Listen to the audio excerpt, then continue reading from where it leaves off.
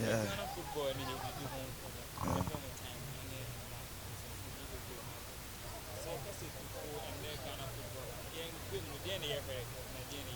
Eddie can bet you Kesman. I was here couldn't say Kesman from there. One of the big platform, Sergio Baby Obia, and no apart from Chamina. Yeah, about Ghana football in there. In Yedi Abu Bosin and Debia Kano. As a hopeless in the share, I study on come over. Dama made it to me there. Dama Ghana football no about from Paye. Qualities now, you know. Or Bobby half season pay. Now we have a good season penoko. Though the Obianca say ma Obianco. You need an opportunity to go outside Kobo and the Bebo Ebra. But how to manage it, you know? Team like Ali. Ali is a 1 year 7, 8 years. Untimia captain Ma Ali. There be people that say I didn't know more dominate Africa. Ali will be about 6 years, 7 years, 8 years. We have first now House of 64 battalions. No Mujina Manasino. Obi was 6 years, 7 years, 5 years, 4 years. Me am to say the entire dentina ebanesa about the salary. We are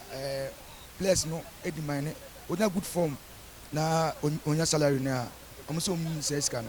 Obi aso abusia se na misi kan. Se wo Ghana na ebi a oji 40 million.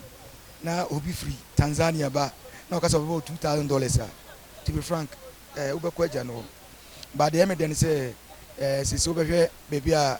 Kotoko team ni ko mebo open for abaso ana onkwaso onkwada ma say he say the ohwa Kotoko players na team say youth no cramp no ebi mu 3,000 4,000 which is very good ohwa baby omoda ne omo an keka aya ohwa aso folks to go afide it's investment na wo ye na this is the time now as a place no they say the emuagu men can say unya good season 1 year per you be for blaster they say sorry for call up now account all because of performance now or to me kakra meet my car for if all can for the past no time any this time we will say for the place game to see on the back on Kotoko de obeboa unya ede Kotoko for be ka che so mu pe na asada na won say obebo different club me team bia anya comparison me dey Kingfisher baby because me am team kokobo team bia we be ka say we obu na anuntia because Kingfisher dey me am team ma fru ma ho na hye ohwa Kotoko me wo Kingfisher na we are Gambo Kingfisher la oba Kotoko unya Gambo bi mu because of Kotoko supporters among big players among Isamed among way big players into Oba no the must say no ohwa nkola no emmo mo say Oba no officer a big player mentimi more players be the but mama tutu bebrefo Oba Kotoko no unya big player bi aho and Oba be establish aba be big player wo Kotoko so wo advantage bebrebe advantage wo Kotoko say wo Kotoko wo has was 40% advantage but 60 ne kan on national team intimi dem hu ni say the quality no I say Oba Kotoko now working face now 10 million now back to 50 million we supporters in PDD there be big club there this Manchester Madrid over difference a woman no omun pe bibia omun per resource and Kotoko nso oba na we bibia up to now you do Kotoko enrich na me name so kasa up to now Kotoko obo ni no obo na otimi gibi bi ma omo a una be bia na eto e dey uncertainty no so intimate boys ni say fighting spirit no and the body language in their field no our form and na Andy Money ko ka Franklin Romo ka supporters ni bi nti ase no quality no form nti almost so omo the ball is echi nti yes say so ajo me back in face 2003 2004 that time so big very big one players were deep team bebe say echi the players no kakra me can say they need to back up call it performance in some for minimum say omon penisa ombenya na time bia no but resource and turn on meko resource and turn on supermarket resource e park no so and a team now obo na say wo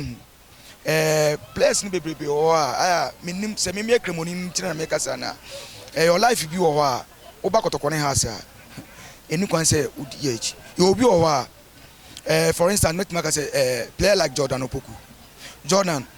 go bet mad at 3 o'clock, not about 3 4 o'clock, not about be man of the match. nti sa obia ne qualities oh players no aya asuatra no dɔɔso ubeji wani anaso baby bia ani ton nkoto no abonti no fa madam mo bembe nti mestre players ni se omo keka omo kotoko de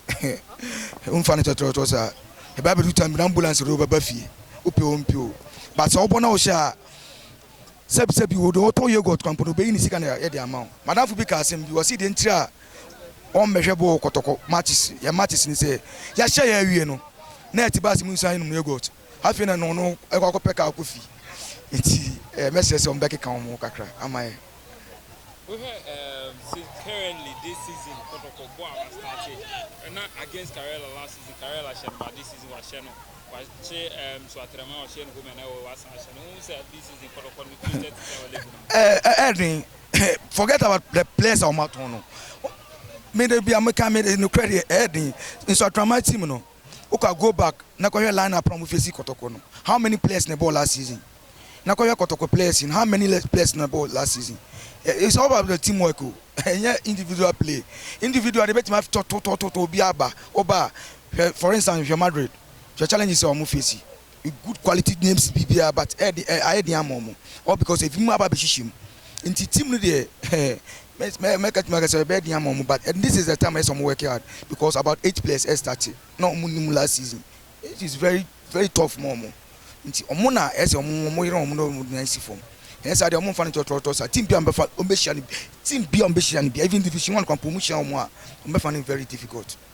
This is your case predict team of it me agile na be case for me the on paper for about 3 games in the not about say first na say papa there we are mediama a very very very good team omo the teams omo the sad determination esi omo akwan mu a na Ghana league no so no they had in first round no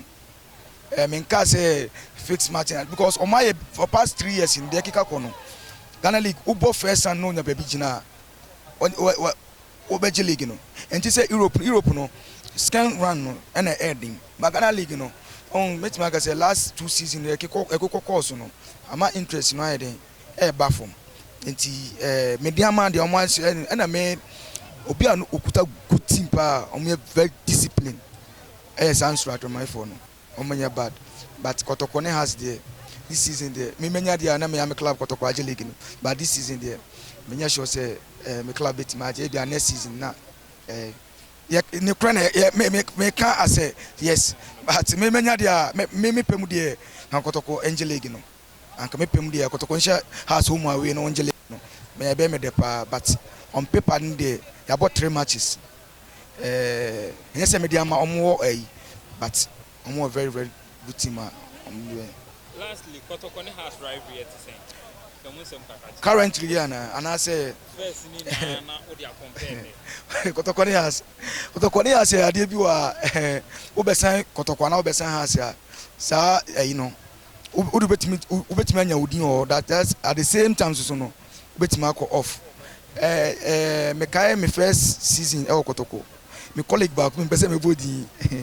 oba mi room ebe ka chem say Kotoko has ne boy na me ba ku bi ka chem say masa kokoko to be frank ye be wo ma papa ko ba ye no na park na normal ye share jesi aye pie no asa ya no me hu fa me pa ti Kotoko has dey se Ghana league ko dead clump na Kotoko has dey ade bi a ba eno so na ne boy fo eno na ne board at the same time eno so na ne boy fo ni na ya about self confidence that was how much